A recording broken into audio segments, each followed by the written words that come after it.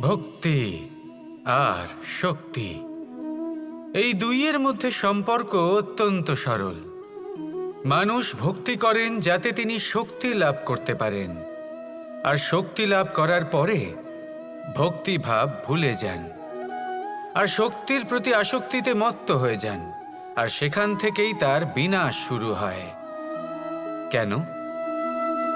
কারণ ভক্তির দ্বারা প্রাপ্ত শক্তি অন্য কারোর হিতের জন্য ব্যবহার করতে হয়, অন্য কারোর মঙ্গল করার জন্য ব্যবহার করতে হয়, কারোর বিনাশের জন্য নয়।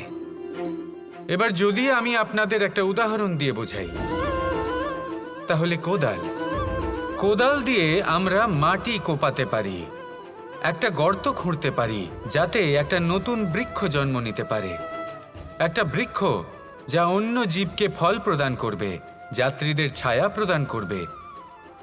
কিন্তু এই কোদালের ব্যবহার যদি আমরা অন্য কারোর ক্ষতি করার জন্য করি, তাহলে ক্ষতি শুধুমাত্র আমাদেরই হবে।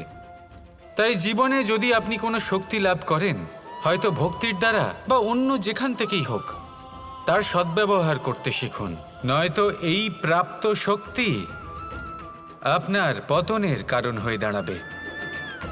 তাহলে আসুন আমার সাথে ভালোবেসে বলুন, রাধা।